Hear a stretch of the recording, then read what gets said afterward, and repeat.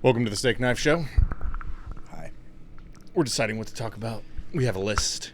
Your topics that you choose from. The reality of control in modern security and policing. Okay. Why pain compliance is unreliable under adrenaline. Let's go back to the first one. Okay. What do you mean by control? We've talked about that to death. Control versus compliance. Okay. Which is literally the sub thing I have under there. Why pain compliance is unreliable. We've talked about that. The myth of the one and done takedown, controlling versus just flooring somebody. Let's take them down. And then what?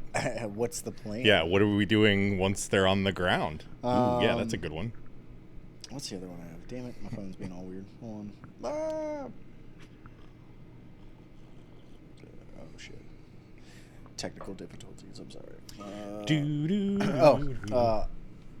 Hospital and clinical security combat. Fighting in tight, crowded, medically fragile environments. Ethical considerations, when to go hard versus when to de-escalate. Yep. The bed fight. How do you fight without breaking the patient?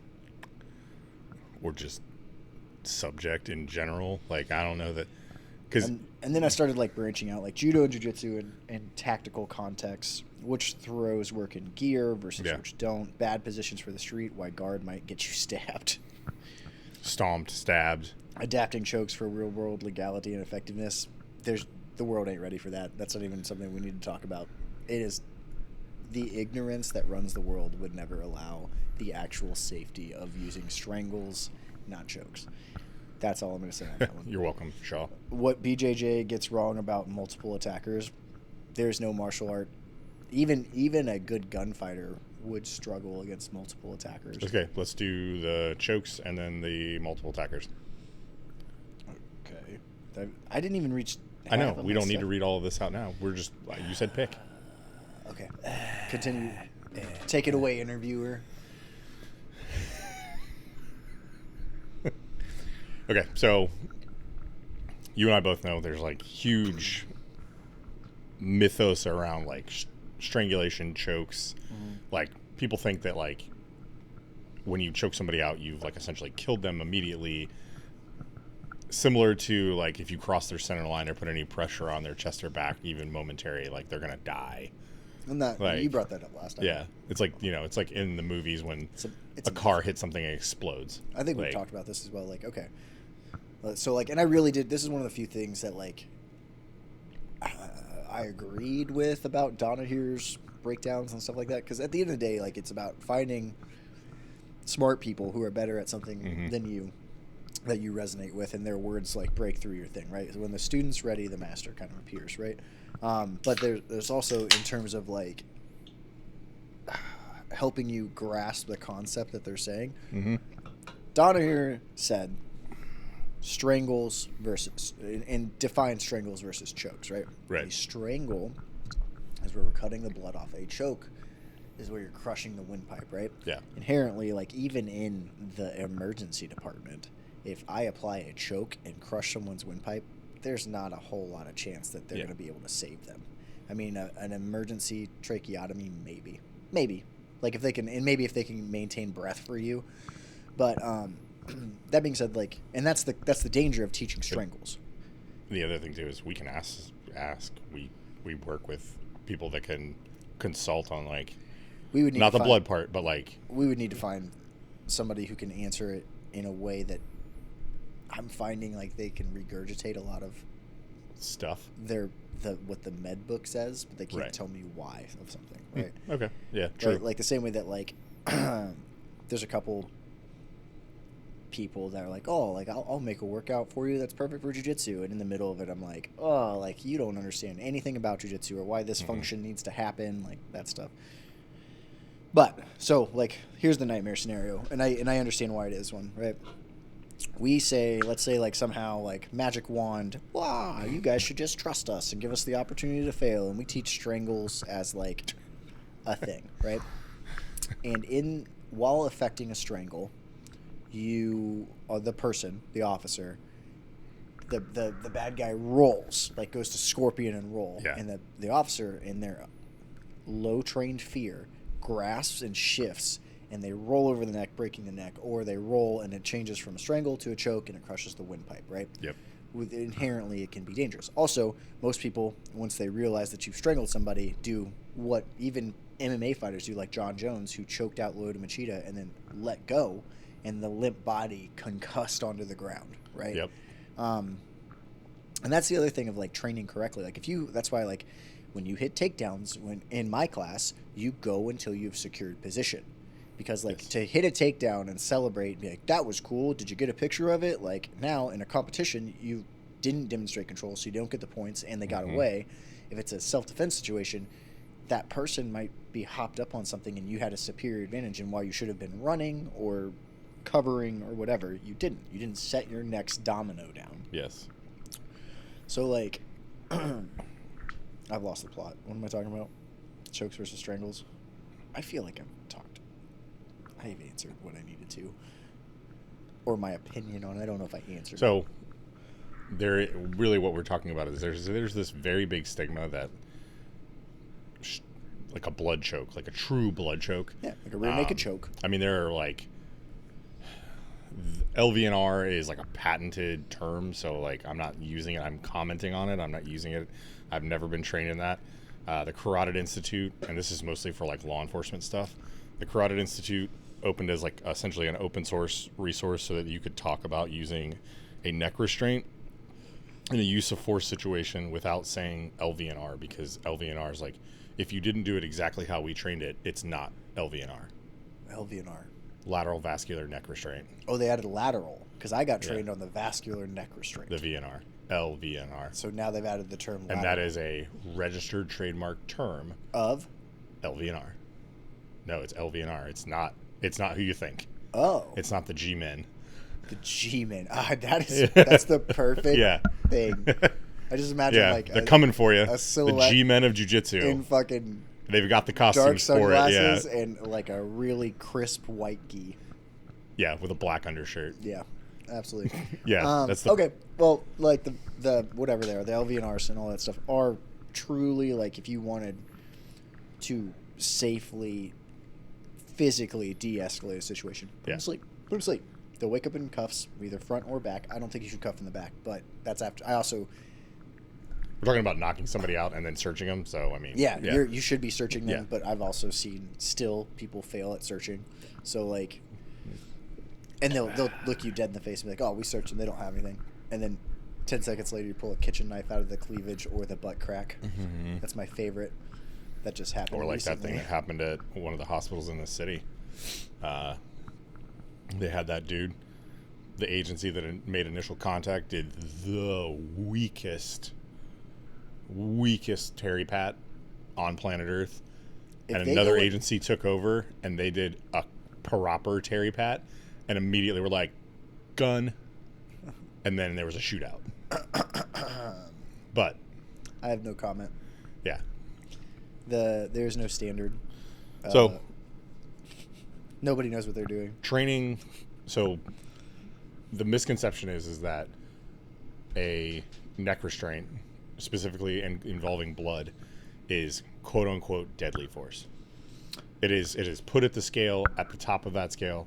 And I understand, like, if you have untrained officers who are under stress and they may actually hold it for longer than you should. Yeah, it takes about 2 minutes of consistent strain Yeah. to unalive somebody with a properly applied strangle. Now, again, the myth of everything, like the movie myth of like, oh Yeah. my god, like they went to sleep, they could die. Yeah, so when they go to sleep and the person realizes they let go and they crack their head on the concrete or the curb or whatever, hit their face on the way down, yes, they can die from that blunt force trauma now because their limp, undefended body went down. The other one is like when you put somebody to sleep and they offer no resistance, it's much easier to break their neck. That is the part of the movie myth that nobody, even in like myths where they're like, we're gonna like show the real ugliness of war, like it's more like they kind of like move them and then you get a neck breaking sound and like it's supposed to simulate in your mind like, oh, like they broke their neck, right? But like, Let's put this to, it's really hard to break bones unless you are in the proper position. It's really hard to break somebody's neck if they're awake. Yeah. I'm just gonna tell you Just that right resisting. now. Yeah, Just just resisting. resisting, Period. And even then, Yeah. you're most likely going to do like tendon strain. Like you're Yeah. not going to like break a neck. Yeah. You're not a car crash. You're not doing it. Yeah. Again, we're kind of circling. We always circle the same kind of topics. Like Yeah, there's myths that no matter what you put in front of people, they're just like optically, I can't get past this part. I mean, so agree. Like, there's an optic of like putting your arms or hands, like even touching the side of somebody's neck. Sometimes is like, oh my, people just freak out. I've had staff physically try to remove my hands, and I was like he's gonna bite you the way he just bit my partner. That's why my hand is here. His neck is fine. Please don't. Like this alone, people are like the side of the neck. If you don't know, this is a relatively safe area. Yeah. Like there's like nothing going on here that's going to break. There's no noose. I can't make a special karate chop. Like there's no magic death touch. Like anybody who tells you that it is, they're lying. We can't train it because it's so dangerous. What I'm about to do, you better be using all your tricks. Right. Like I did find that one dude talking about monkey kung fu pretty interesting though. Oh yeah. The first like 5 minutes, and then like him talking, I was like, it goes I just off the rails a little bit. Like it's so dangerous. No, it's just a trained martial art. Like obviously you can't train it if it's that dangerous. Yeah. Like there's also the thing like my dad was like, you don't ever see, because again, my dad's a Taekwondo black belt. I think Hapkido black belt as well. Like, and he's like, oh, like, you couldn't pay masters in Korea to fight each other because, like, they'll never survive or they'd never be the same. And I was like, or they'd be proven that they're a fraud and they would lose their school. He's like, it's also why you never teach everybody your full bag because, like, those students will get a wild hair up their ass and come for your school. And I was like, that's probably a real thing. Yeah. Like, probably. Now, in America, like, I know I'm not a good black belt, but like if I tell you, hey, I'm only hunting you more, here's how it works, here's the ins and outs of it, and you start defending it, and then like I work on it and I can refine it and make it better, and I can like as you grow into like purple, brown, black, like I can still hit it on you. I'm sharpening that blade because I'm not scared of the stress test. Right. So like I don't know like how much is like actual like myth, how much is like truly gatekeeping. Likes the G-men. Like we don't teach you all, boha. One day they're gonna show up at your house and be like, oh, probably. Fuck. Like, they are more likely to have your address than mine. God damn it. Maybe. Fucking, I don't have anything. Anything I do have, the fucking IRS is currently trying to take. But no, like that myth around. There's a lot of myths around violence, but particularly like chokes or touching a neck, is because there have been bad things out of it. Like even you could even take it and say like stuff that has happened in the UFC has shaped a lot of people's views. Like especially like early, like the OG UFC where like it was no holds bar. Like and people were getting, it was like it was. Never forget the UFC wasn't when it was first streamed up. Yeah. By the G-men's dad. Yeah. It wasn't supposed to be a cage. No. It was supposed to have a water moat with sand around the outside of this raised canvas, and the only reason that they didn't is a couple like trial runs. People would get knocked off and they would like roll their ankle and they couldn't stand up out of the moat. Yeah. Or they get knocked out and like fall into the water. Yeah. And some of those original UFC fighters are like pushing 300, 400 pounds. Yes. You're going to be able to roll that man out of the water before he drowns? No. No, you better be able to drain that fast. Yeah. And like, I get it, like pit fighting, cage fighting, scary. I think I've said it on the podcast before. I would love this, one of the Russians, like if you're watching, I don't know why you would, or like the ones that are like really crazy, like the kind of in the Chechnya area, like do one with plexiglass. So there's no like you don't have to worry about somebody grabbing the cage. You get all the best shots. Like, but I do understand plexiglass would break. Like you'd have to reinforce it a few times. It'd have to be pretty thick. Yeah. But like a lot of those like mythos, like people see people get choked and like you said, like dropped. I mean, that's one of the reasons like cage fighting was so controversial as it became a thing, and now it's now it's mainstream. People are like hungry for more. That's where like Yeah. the slap fighting and the bare knuckle came from. People want to see the blood. UFC, MMA actively keeps trying to find gloves that like stop eye pokes, that stop cuts, because nobody really wants to win. And the bare knuckles don't care. They want the blood to flow because it makes those knockout blows glance. Yeah. You look like you lost a fight with a grizzly bear, but like they won't stop it from the cut. They also understand you're going to do this maybe 5 years before you're dumb and you look like trash. Yeah, you're going to look like a character from Sin City or Punisher's villain Jigsaw. Yeah. Like, you're not going to look your great. Teeth get punched through your face. Your bones come out. Anyway, but like those, like, there's been a lot of like mythos like built out of that. Like, and so with the strangulation aspect, like, I don't understand the history of all of it, but like, it's this, like, it's the same idea as like, it's like this death touch because people don't understand it. Well, it's the same. I mean, it's like you said, like they knock them out and they don't have control and they just let them go, and then that's where the injury happens. They can hit their head for real instead of understanding like the controls. And there are so many are so many things to look at. Like you have you have the multiple things of like people in handcuffs getting like rocked by cops. Yeah. Actually, I just watched that new horror movie, Weapons, about the kids who like all disappear one night. It's really good. I really like this new resurgence in like, let's redo these movie monsters. What's the one? Sinners and Vampires, right? And now Weapons. I'm not going to ruin it for you, but it's reimagining and it's bringing into the modern era this. That's for lack of a better word. This creature or this thing that we used to truly fear. Right. Like, I'm not going to ruin it. It's a brand new movie. You should go see it. It's a perfect, like, slipping into spooky weather movie. It's a great horror movie. Yeah. But, damn it, where is it going with this? Fuck me. Those concussions are real. I'm also not here today. Myths, legends. Oh, yeah, like, just, like, the whole thing about, like, surrounding myths and legends and letting it drive basically like this fear. Oh, that's what it was. In the movie, it follows multiple different characters. One of them is a police officer who, like, the whole time, like, I was just like, the true horror of this was this cop is strung out, making bad life choices, decides to overly aggressively pursue this crackhead, gets him in handcuffs, and is way too casual, nonchalant, and fast about his pat down. Yeah. Asks this person, who you should always assume is lying to you, you don't have anything that's going to hurt me, do you? Before he just brazenly goes into the dude's pockets and gets stuck with the dirty needle. Yep. And immediately, dude's handcuffed behind his back, breaks his face with a punch on his dash cam. It's a whole, like, story point. Yeah. Right?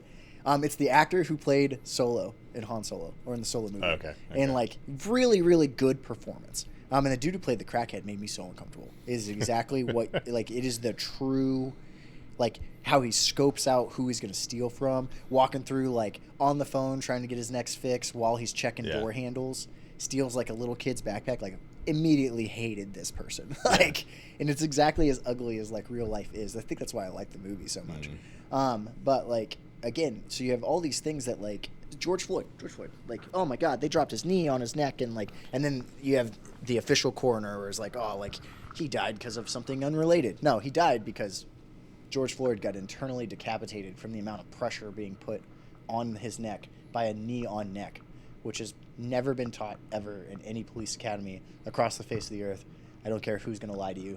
I don't care how much you pay them. They'll say whatever you want. You should never put your knee on somebody's neck unless you are trying to kill them. I do it in jiu-jitsu, knowing that if you tap, I'll stop. Right? But I also don't ever full send it.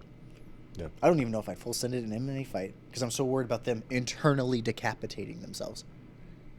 Like fighting the rotation, like fighting the forced rotation. Half the time you apply something in jiu-jitsu, you have to be mindful that the person might do something fucking stupid and hurt themselves. Yeah. That's why I don't ever actually bite on a heel hook. Most people hurt themselves escaping. Yep. Like, nah. Especially because I've done it. You try to escape the wrong way, and you just bite Make it into worse. You bite into the eel hook. What's our next thing? Let's move on. I'm sick of this topic. He's sick of this topic. I'm sick of this topic. Judo and jiu-jitsu tactics. Which throws work in gear. Bad positions for the street. White guard might get you stabbed. Adapting chokes for the real world. BJJ is wrong.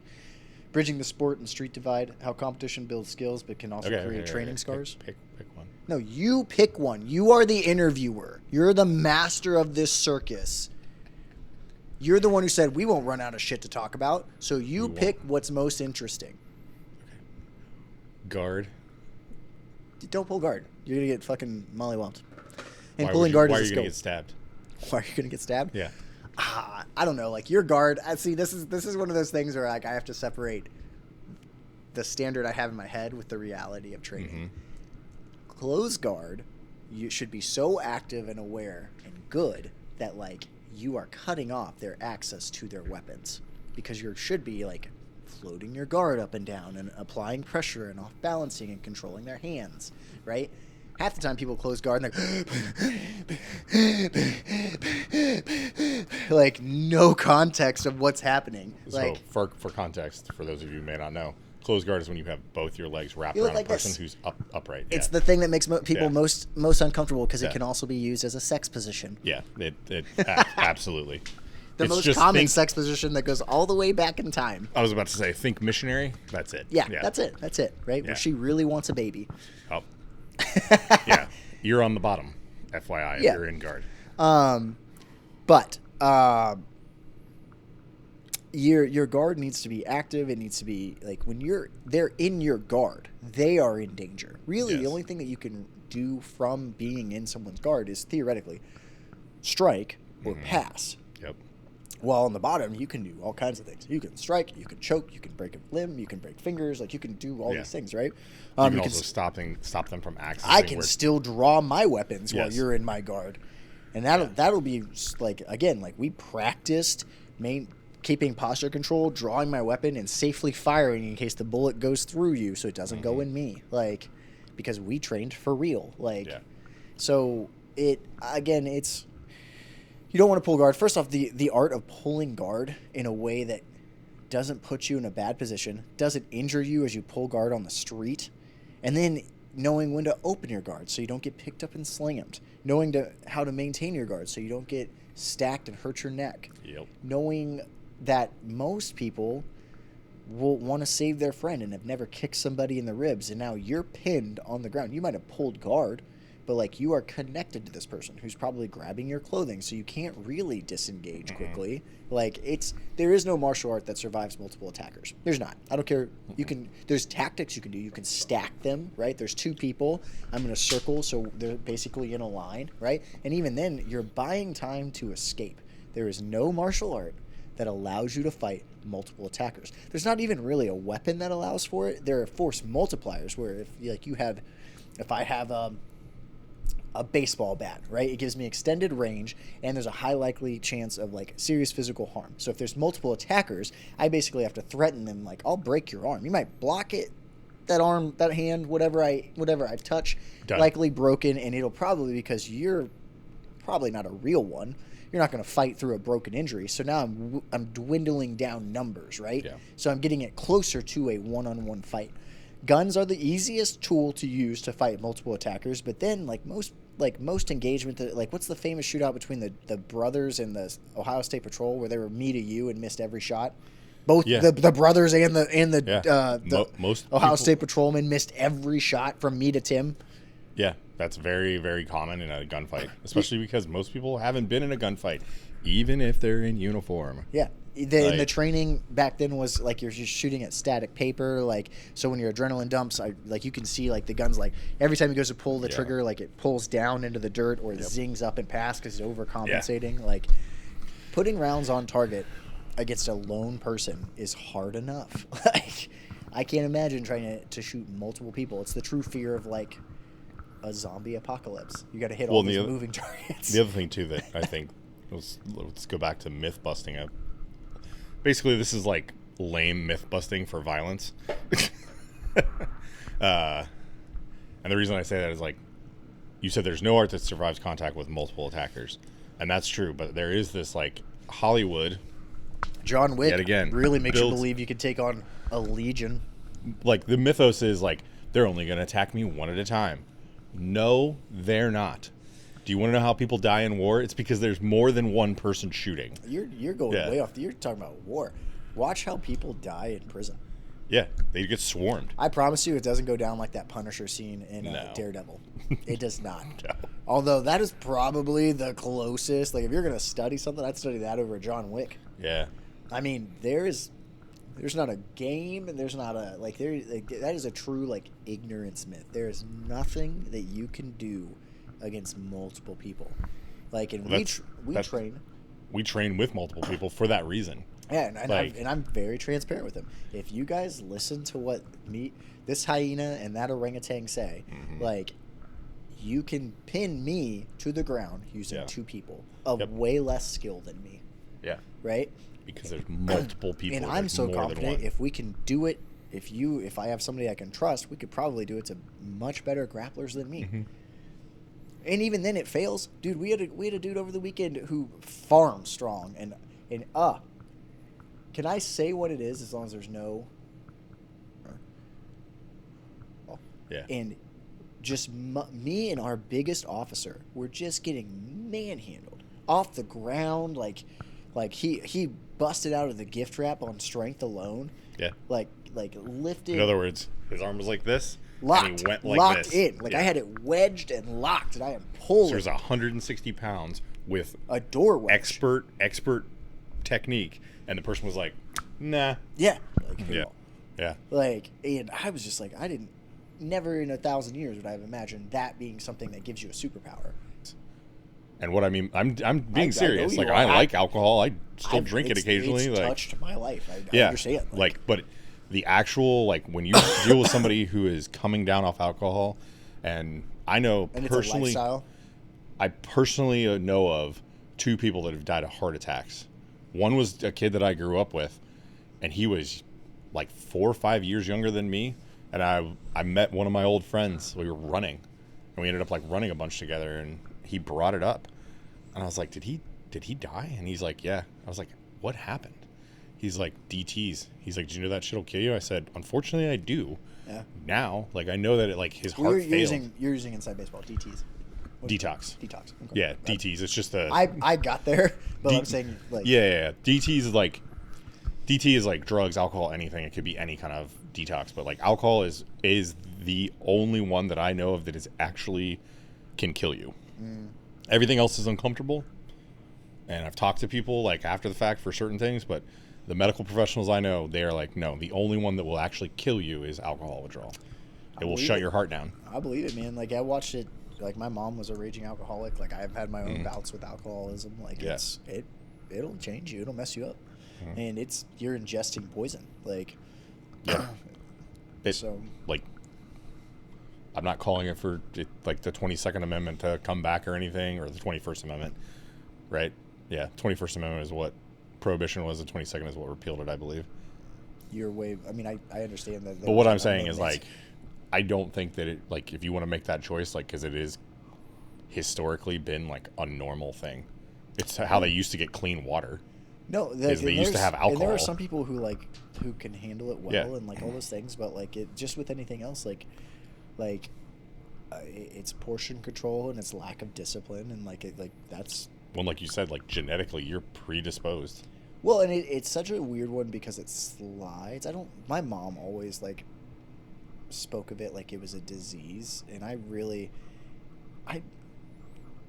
guess again my struggle being that like next month I'll be a year sober, and it's all right. Like I miss taste of things, but I don't miss being drunk. Right. Which is why I think a lot of people hunt the drunk feeling. Yeah. And I never. I mean, I guess I don't know. I'd have to sit and reflect on that one more. Yeah.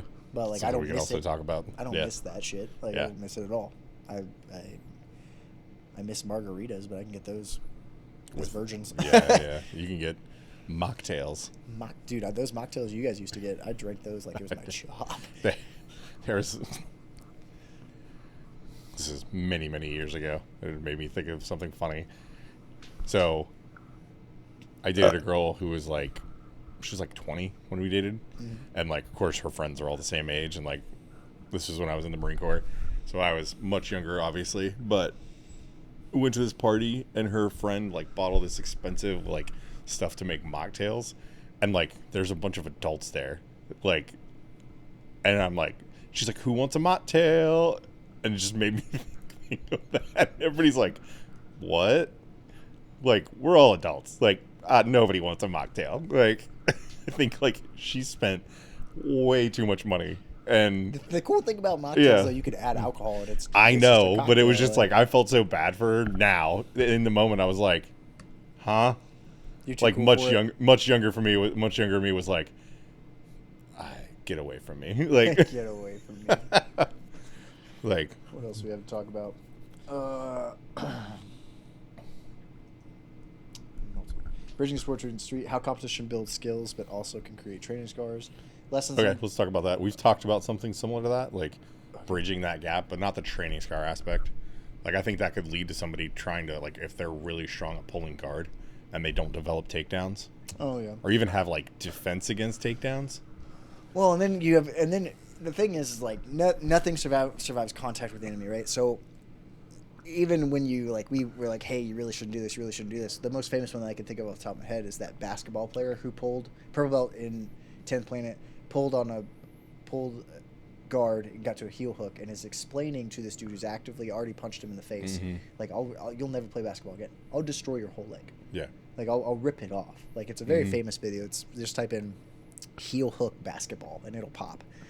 It's a bald You're talking white about guy, the one that happened at the basketball court, right? white bald guy, Yeah. pulls guard, gets a heel hook, and is trying to explain to dude, like, I'll rip it. Like, and you'll never walk again. And You'll he's walk. killing- You'll walk. He's that's a myth. You'll walk. It'll hurt for a You'll while. never Your be the knee will same, never yeah. be the same. Like, Yeah. I doubt you play competitive basketball. But so like clearly everything will work once. Like, Yeah. but The other video too is that comedian who was like, who'd go up to women and like insult them, and he got punched in the face by the boyfriend. He got knocked down. He didn't pull. He got knocked down. The dude steps over him. He entangles his legs and puts him in a heel hook and rotates him to the ground because the guy's like, oh, and like essentially he holds him down the ground in 50-50. yeah. So, but I would much rather. I mean, if you're gonna sweep them and do all that shit, get to Yeah. mount like Matt Serra did at that fucking casino. Yeah. Like, or Ryan Hall did. Ryan Hall got felt like this dude's trying to intimidate him. They'd already had a couple run-ins, and from a seated position, blast double legs the dude to the ground, and then Yeah. like gets him in top side body triangle and holds him till the cops get there. But you went from purple belt at 10th Planet, because both the dudes that we're talking about are just purple belts in jiu-jitsu. Just and purple then, belts? How dare you, sir? It's royalty. Okay, cool. You'll be But there someday. I know. I hope not. I'm sure I hope why? not. Why? Because I don't know. I'd like to see you hit a takedown someday. Maybe.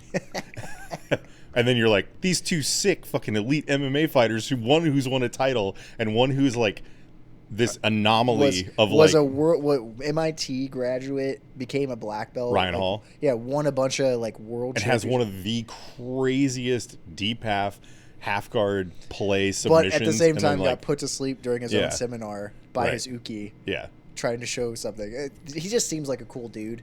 Yeah, but then, yeah. like, I've heard like a couple of the black belts of GF team have trained with him and said like he's just. But he was also like getting ready for a big UFC fight, so he might have been on edge, cutting weight. Like, I don't know. Ryan Hall, I think you're cool. I'd come train with you. Yeah, I was gonna say fucking Ryan Hall. I don't care. But then Matt Serra, who's like arguably Dude, one of the only ones to legitimately Yeah. beat GSP. Now, And- granted, GSP got that back, but like Matt Serra's a dog. Like, he's and one of the funniest dudes I've ever fucking heard in my entire life. Hilarious. Yeah. I love you, Matt Serra. You're a good Yeah. dude. I like you, Yeah. man. I also like GSP. GSP. Yeah. And way no to shit. Yeah. way to get it back. But no, like those, like you transition from like purple belts to like elite MMA fighters who are also like world champion black belts in their own right, and then they're like yeah, of course, like those dudes handled it differently because they've had like GSP. I'm gonna take your head off, and Matt Serra's like, oh, like you mean they train? Yeah, absolutely. That's what I'm talking about. Like, yeah, if you're gonna train and like be in shape and like all that stuff, like I don't know, like you I train in all of it. I like all of it. I still don't know that I would pull guard. Nope. I've had to pull guard when the again it was dictated to me. I got taken down, and we ended up in my guard. And then I was like, oh, okay, like I'm safe here. You're not gonna do too much to me. Like I know where I'm at. Yep. But like guard. That's the whole point. Like it's when you've tripped, you got knocked down, you got taken down. I was gonna say, I think of guard as like in jiu-jitsu, like in like a competition setting, like this is important because you can pull to here because it makes sense. Like for some people, they don't develop their takedowns or even their ability to stop takedowns. If I was like, again, you don't want to lose your ability to run away. And going to the ground takes away. You don't want to put yourself in a worse position against multiple attackers. So I wouldn't pull there. Nope. And if I go to guard, it's to stop damage or control damage until I can get on top, or I can throw something up that will safely allow me to level the playing field, like break an arm, grab a wrist lock. I've been hitting a lot of wrist locks from closed guard. Yep. But it's also an easy back take. Now, in the same vein, at our job, I have had to take people's back twice because they were too big, they were too athletic. We were losing control. And even though I tell our guys, hey, don't take the back, don't put your hooks in. I had to, and we just you were there on both of the calls. Yeah. And there was nothing else I could do. I wasn't going to. I wasn't there initially. Yeah. Which I think was the difference. Like I wasn't there to help you initially, and I'm not going to allow this person to regain their athleticism. No. We're already here. I am deeply trained in control from the back. Yep. So like I did it, and then I tried to coach everybody through it. Right. I'm a human backpack, making it hard for them to move and stand up. I think I have had to take back control twice as well. Well, and then I hit one my was first... like one I just had like people with me that were very new. Yeah. And like they lost control of this person, and it wasn't a big person, so I just went through. I got the seatbelt, that outside hand control, just to sit up, and I was like, they're like, oh my gosh, and I was like, I'm fine, like I'm controlling them. Like, just give me a second. I'm going to put them back down. Like, they're not going to hurt me. And I was just, like, holding their forehead so they couldn't turn into me. And, like... Again, making them unathletic, being a human backpack. Yeah. And then, for the first time ever, same dude, the detoxer, I had to hit a topside crucifix. Because he was building I had it here. He opened, and he got his elbow, and he was coming up. And I saw him kick my partner off. Yeah. And so I just threaded my leg and kind of pulled and got him broke back down, and then I unwound my legs and I was like, get on your side. I need you on your side. We can't be flat. Yep. You're gonna hurt your arm. Quit doing that. Like, so I ended up having to like hip scoot him closer to the wall to try to, but like I had to use a topside triangle, or crucifix, to keep him from regaining some kind of composure. So, to explain, it's exactly what it sounds like. Your body is entwined on their arms, and essentially you take away their control of their arms. Well, I overload it. Mm-hmm. Like my legs have one elbow, my arms are fighting your other elbow, and I'm literally crucifying you. You're spread out. But he was down, and I kept using my legs to kind of like sit it through. Like if you don't know, like I'm kind of cross-legged here, and I would sit my hips through to get him to try to get. I wanted this arm that was trapped in my legs to come forward and motion it forward. Yep. Right, get it in front of him because I don't want him to lay backwards and start to rip his shoulder. Right. And so, like, it was, moving parts. A bunch of male nurses were helping who have no training. Right. Like, I love them, and thank you guys so much. Like, I always love when nurses come in and they're under control, right? Yep. And they're willing to put themselves, like, they don't have any of the training we do. It's not their job either. But or if they do have training, it's something that we wouldn't want them to do. Me and that officer were losing. Yeah. We were losing. And, like, I was still confident we could handle it. Right. But, like, why risk it, right? That's why, like, I always ask, like, we have an unruly patient. Cool, send more. Well, let us know if you need additional. Not just send more. Just send more. I know how to handle this, but, like, more, please. Like. But handle it is, like, not always a good way. I'm not looking to catch a report. No. And sometimes just seeing how many we have. Catch a report. It's like the violence you may have to enact, like, would be pointless when you can get more people there and, like, subvert it. Yeah, just like there may be initial violence, but as soon as they feel multiple hands, most people are like, or they see it, especially now with the way we look now. Yep. Like they're like, oh, nope. And you can even like I tell them, you could still talk shit. Go for it, as long as you're taking the pill and you're doing everything. Just I just wanted you to see how many are bored today. I'm not gonna stop you to run your mouth. I really don't care. Like, it's welcome to America. So this is America. Yeah. All right. You good? I'm sure. Did you? All right. Thanks for watching. Stay whimsical. Stay combative.